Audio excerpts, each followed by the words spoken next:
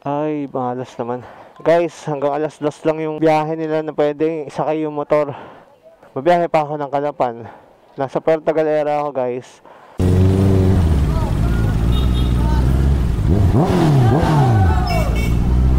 Guys, napunta na akong Calapan. Meron naman dito actually, pero hanggang 2 PM lang. Sa Calapan, 24/7. Schedule po ng Montenegro, sir, is even number. 12, 2, 4, 6, 8, 10. Ah, okay. 20%, 20%. So, sir, magkano po ulit sa akin? Motor? Apo. 1296. 1,296. Yes po, thank you po. Guys, mas mura pala dito sa Montenegro. Pa? Kami isang price, ang price ng ano ng motorbike. Big bike, maliit, malaki, isa. Sige po. Ano na by sizes? Opo. Ano nga yung pinagkakaiba? Di ba? Easy, mahaba, basta private, isang price. Sige po, salamat po. Sige po, salamat po. Sige po. Guys, dito pala sa Montenegro, mas mura sila. Kahit anong size ng motor, bale, bentahe sa naka-big bike. 1,296. Nung sa Fastcraft, umabot ako ng 2,000 plus. Pero ayos din naman sa Fastcraft. Pero kung gusto nyo makamura, dito na kayo sa Montenegro. Sabi mo, magkano, almost 1,000 pesos yung difference. Mura, di ba? Gulat ako.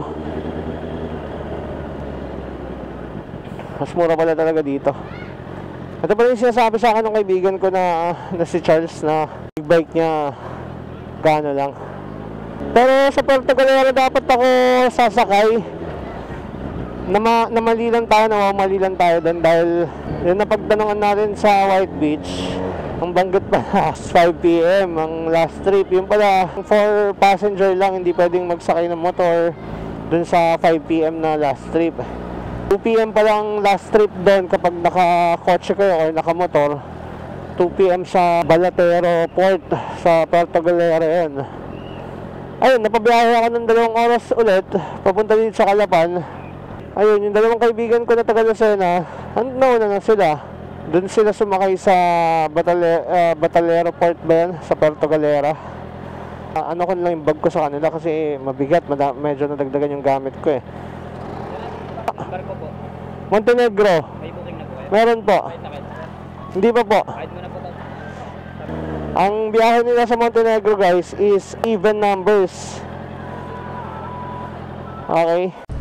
Shoutout muna kay Pate, nanghihingi ng ano.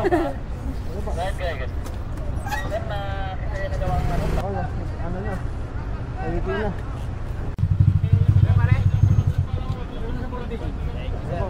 Shoutout po kay Quinte Serdudas. Kasama ko po yun.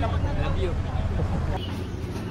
Guys, 7-Eleven sa loob ng barko. Okay din pala dito sa Montenegro, guys. May 7-Eleven pa sila dito mismo. Time check 6-7 PM. At ayun nga, ginutom na ako. Hindi pa ako nagla-lunch. Dito ako sa Montenegro na barko. Palsa kami papuntang Batangas Port. Then uwi na muna akong Dasma. Guys, eto nga, pag gusto nyo ng aircon, additional 50 pesos lang. Ito yung aircon nila. Sobrang relaxing, guys. Experience ng open air or nagtitipid, pwede na rin dito. Tapos guys, meron din pala silang taas smoking area. Check na natin.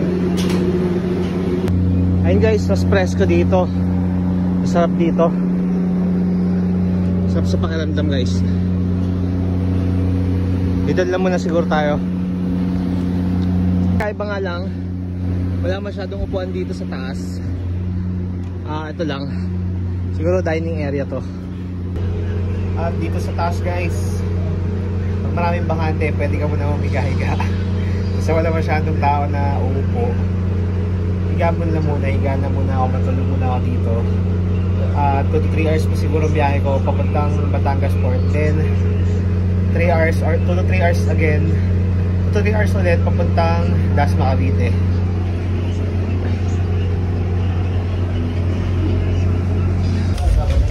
Hindi na ako nakatiis, guys. Pumasok na ako dito sa aircon. Gusto ko muna magpahinga dahil mahaba yung mamotorin ko mamaya. Natulog muna ako. Hindi pa nakakalis yung barko. 7 PM na. Nasabi kanina parang 8 to 8:30 pa alis. 6 PM pumasok na kami.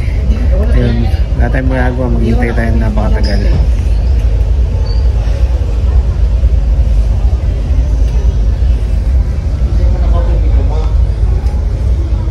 Guys, time check, 8:46 PM. Nagulat ako, biglang dito na kami sa Batangas Port. Akala ko 8:30 aalis. Kaya na pa ako nakahiga. Tapos akala ko hindi kami umaalis. Akala ko umaalon-alon lang. Actually, nung una, akala ko nakaalis na kami. Then pagtingin ko, akala ko hindi kami gumagalaw. Akala ko alon lang. Pero yung pala, totoong nakaalis na kami. Andito na pala kami sa Batangas Port.